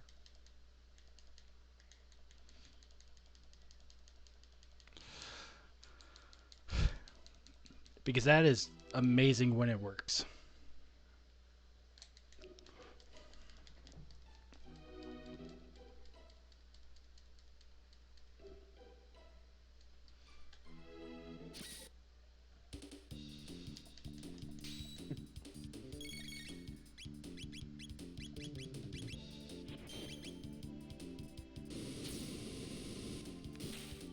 Alright, slash next. Big leap slash from Frog. I still want a game where you play as Ozzy slash and flee, because I think that'd be hilarious.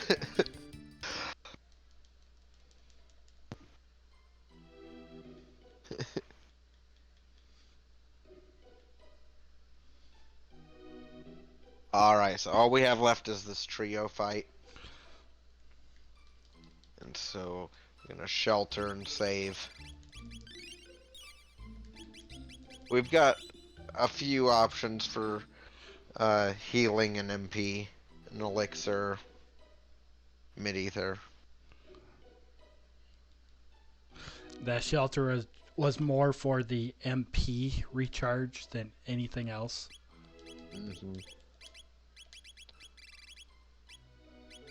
And so here... If I had a gold earring, this would be probably a lot better. Do you need to switch him to the front? No. It hits the whole party. Oh, okay.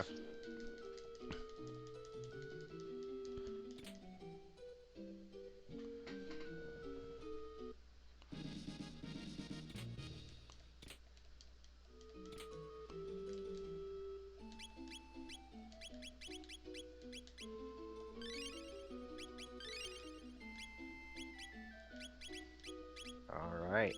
Everyone healed up except Frog.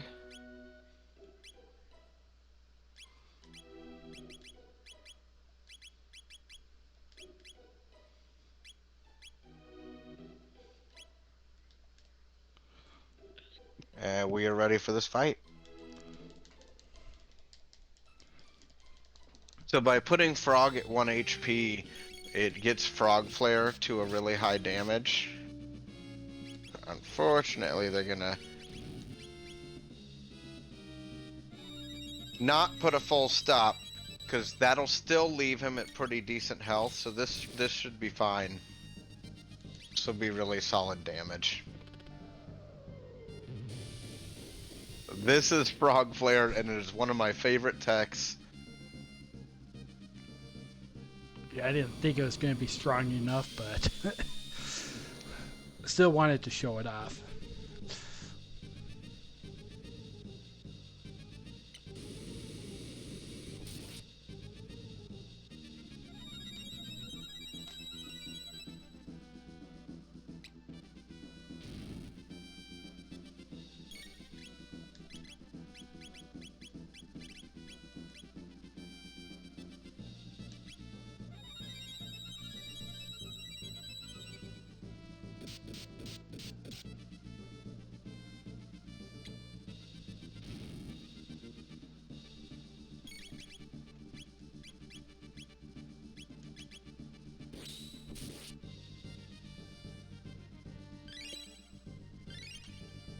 Nice. Come on, Luca, finish it off.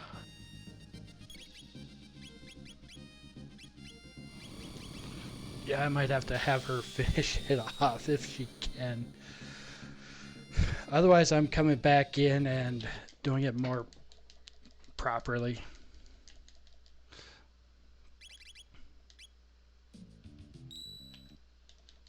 Wrong save file.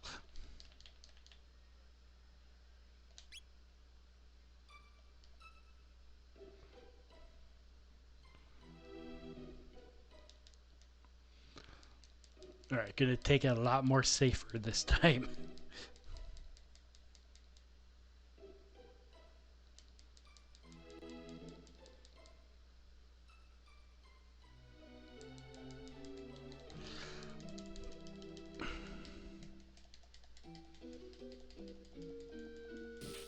Probably worth grabbing that lapis too.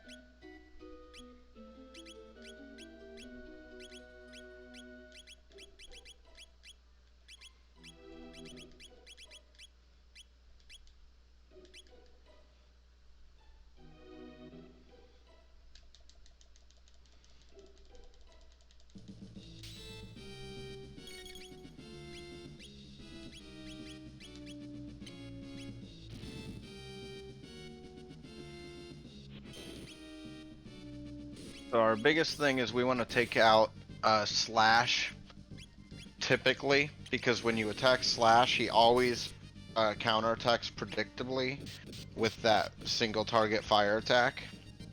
And then that was just unfortunate that that he decided to attack, but good Lapis use there.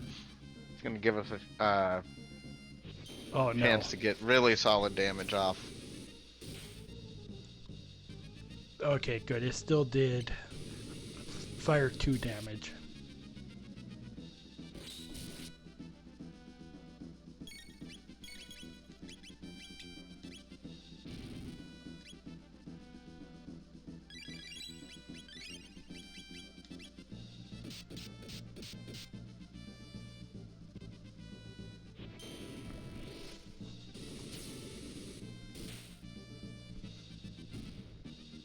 Alright, first target down. Now just any attack will make Flea run away. Yep. And so then it's just dealing damage as quickly as we can to Ozzy to finish out the run.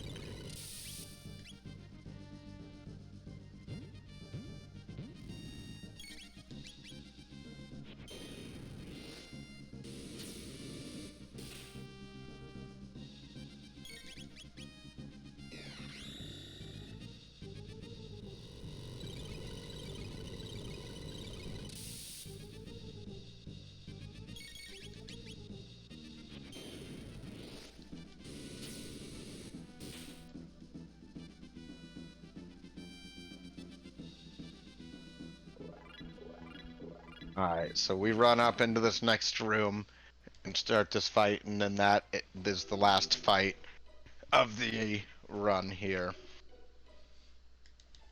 So we have to do this short fight with Ozzy, then when we run back up in the run, when the switch behind him is flipped in just a minute here. And so the time, there's an audio cue for when the time stops. And it will be coming up in just a few seconds here.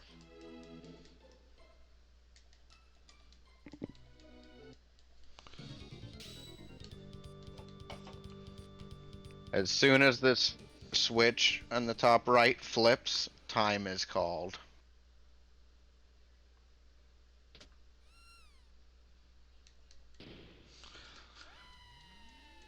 And so that is the run.